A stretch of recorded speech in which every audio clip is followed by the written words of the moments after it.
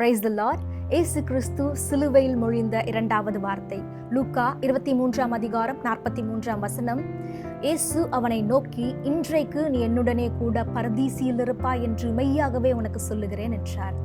இயேசு கிறிஸ்து கள்ளனை பார்த்து கூறிய இந்த வார்த்தை அன்பின் வெளிப்பாடாக, சிநேகத்தின் வெளிப்பாடாக இருக்கிறது.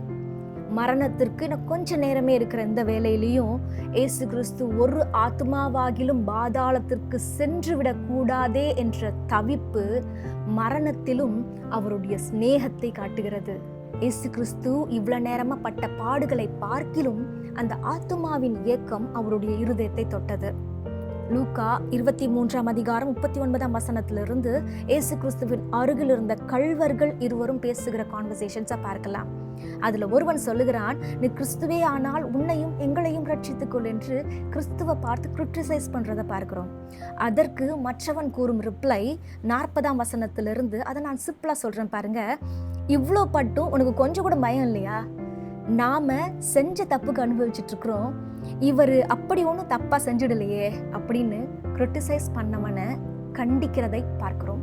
இதுக்கு அப்புறமா 42 ஒரு சின்ன ஸ்டேட்மெண்ட். இந்த இடத்துல ஞானஸ்நானம் இல்லை, பாவ அறிக்கை இல்லை, ஜெபம், ஆராதனை எதுவுமே இல்லை. ஆனால் 3 காரியம் இந்த ஒரு ஸ்டேட்மெண்ட்ல வெளிப்படுது. முதலாவது, அந்த கள்ளர் தான் செய்த குற்றத்தை அக்செப்ட் பண்ணிக்கிறாரு. இரண்டாவது, இயேசுதான் ரட்சகர், அவர்தான் ஆண்டவர் என்று புரிந்து கொண்டு அறிக்கையிடுகிறார். ராஜ்யத்தை பற்றி அவருக்கு ஞானம் இருக்கிறது.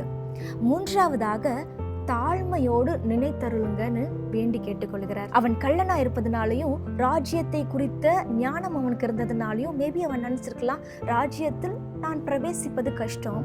அதனால அவன் கொடுக்கிறான், ரிமெம்பர் மீ லார்ட், ஆண்டவரே நீர் உம்முடைய ராஜ்யத்தில் வரும்போது அடியேனை நினைத்தருளும் என்று தாழ்மையாய் கேட்கிறத பார்க்கிறோம். இயேசு கிறிஸ்து இந்த கள்வர்கள் மத்தியில் அறையப்பட்டவராக இருக்கிறார்.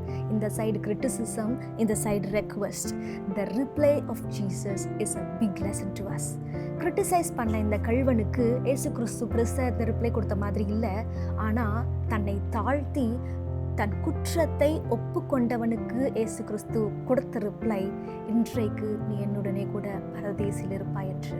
We are in a world where people criticize us to the core. On the other hand, we are in a world where people still didn't know that the blood of Jesus could save them. இயேசு கிறிஸ்துவின் மரணத்தின் தருவாயிலையும் ஒரு ஆத்மாவாகிலும் பாதாளத்திற்கு சென்று விடக்கூடாது என்ற அந்த ஏக்கம் இன்று நம்மோடையும் இருப்பதாக. Let us commit ourselves. God bless.